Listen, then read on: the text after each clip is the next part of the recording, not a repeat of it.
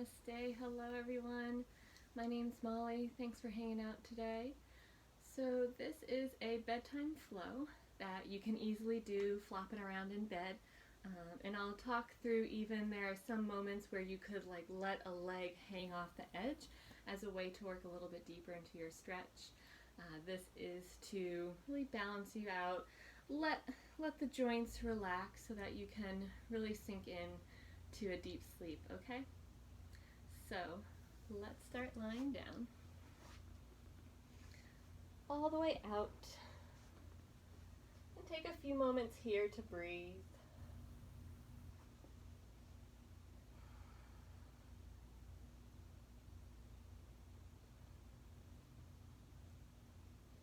Then hug your knees into your chest. Maybe a little rock side to side.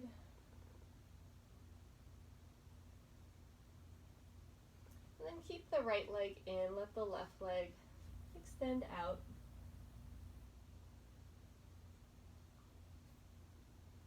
And circle the right knee around, one direction and then the other.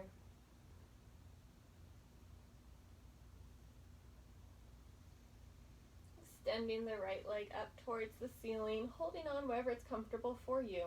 You can circle your ankle around one direction and then the other.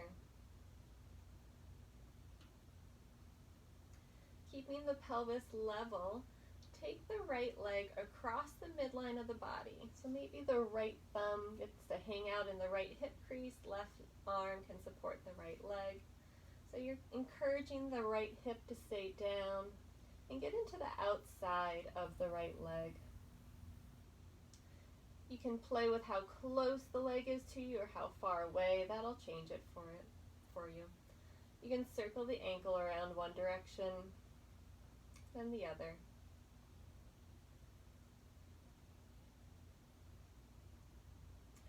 Bend the right knee, send it to the right armpit, half happy baby or an upside down lunge. Left hand can go onto the left hip now to encourage that hip to stay lower.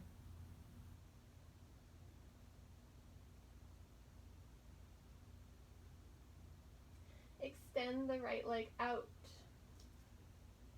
holding on wherever it's comfortable for you. You can circle the right ankle one direction and then the other.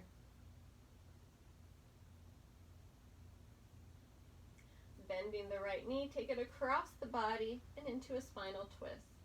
Now if you happen to have the edge of the bed on the left side of you, you could let this right knee dangle off the side and you might notice a little more rotation, and then really activate the right arm, right shoulder reaching away from that.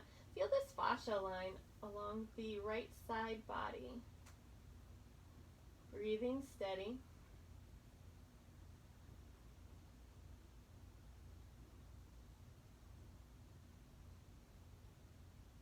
Then slowly roll back to your back and take a reclined pigeon pose. So right ankle is over the left knee. Option to hold onto the legs wherever it's comfortable for you. Maybe a little rock here. Breathing steady.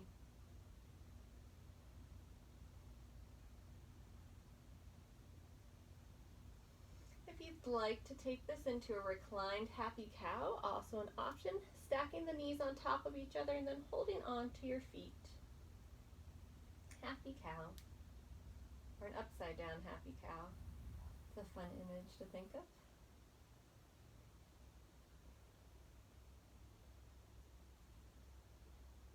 Last breath here.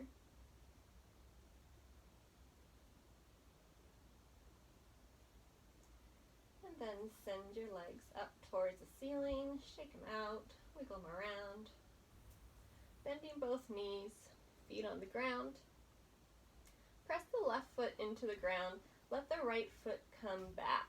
All right, so if you have the edge of the bed on the right side, you could let this leg dangle off the right side of the bed and then hold on to your right ankle and bring the heel close to the glutes.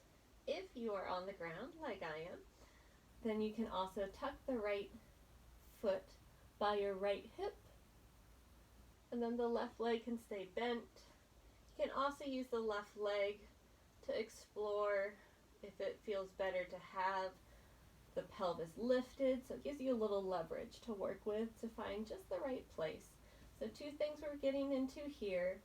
We're getting into our hip flexor and our quads. Breathing steady. And if you find that it is too intense, you can pour a little more weight to your left side. Your choice. One more breath.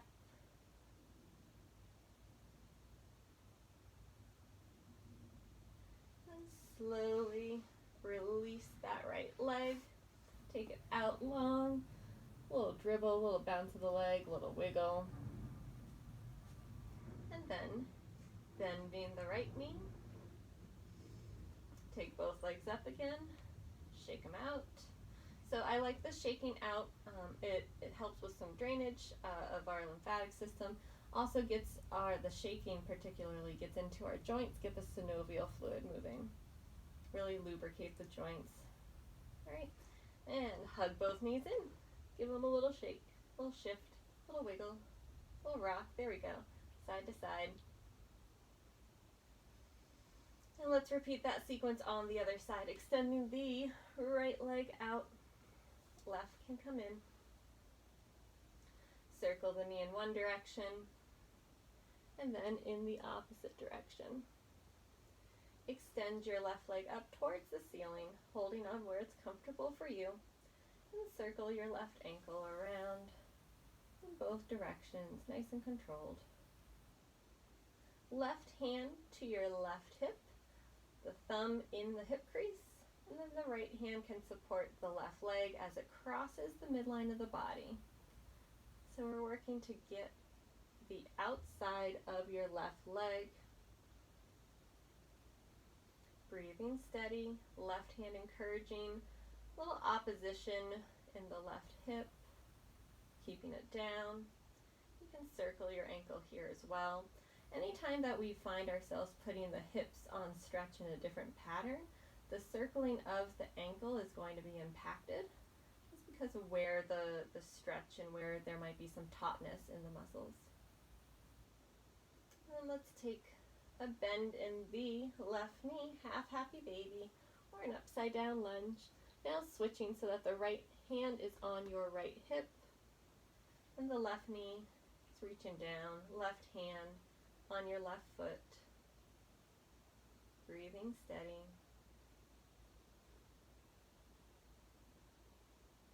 Extending the left leg out to the left side, holding on wherever it's comfortable.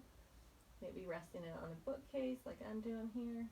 Then you can circle your knee or your ankle one direction or the other. Again, we're stretching around the hip differently, and that's going to impact our ankle. It's all connected. You might find there's some places where you discover new things about joints simply because of how you're stretching a joint that it is related to. Then bend the knee, take it across, spinal twist. Again, if you find yourself with an edge of the bed, here you can let this leg dangle off. Really activate the opposite arm, left arm really reaching away. Feel this long line of the fascia, that connective tissue in the body. Breathing steady.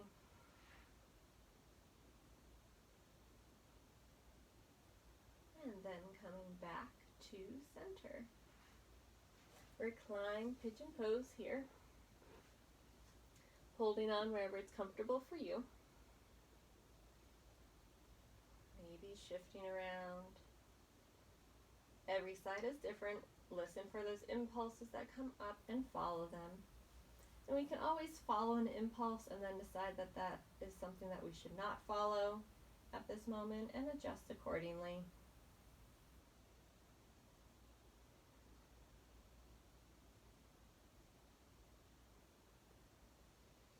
If you'd like to take that reclined happy cow, you can stack the knees on top of each other and then hold on to your feet.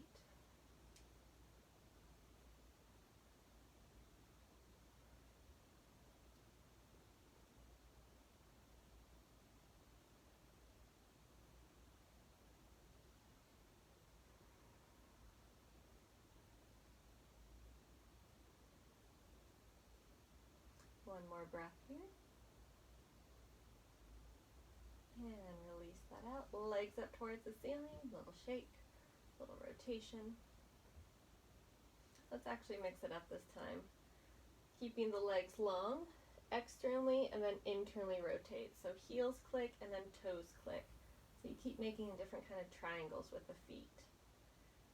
So this is getting right into our hip joint, helping with our sacroiliac joint. Take one more of either one, and then bending the knees, right foot presses into the ground, allowing the left leg to come underneath this time, or if you have the edge of a bed, you can have the left leg dangle off the edge of it, okay? There might be some shifting around that you need to do, but you're always welcome to do this. This is your practice. You can also find these moments independently of each other. And you've got that right leg, right foot in particular, pressing into the ground. You can use that to help adjust as you need to and find the best position for your body to really open up the left hip and left quad. If you find that maybe it's the quad more than the hip flexor getting into it, you can also focus more on adjusting the placement of the pelvis. Maybe it's starting to tip a little bit anteriorly or posteriorly. And you can adjust that tilt, that pelvic tilt, to find the best position for you. Take one more breath here.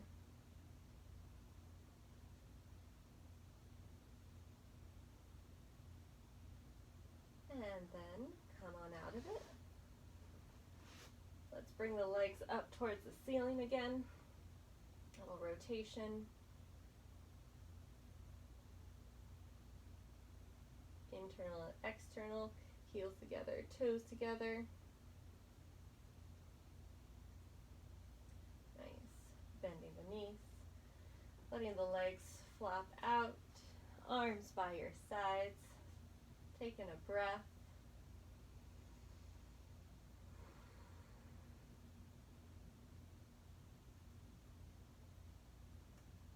And then hopefully you can drift off to sleep from here, all right? I hope you're feeling calm and relaxed and ready to just sink into a deep night's sleep. Take care of yourselves all.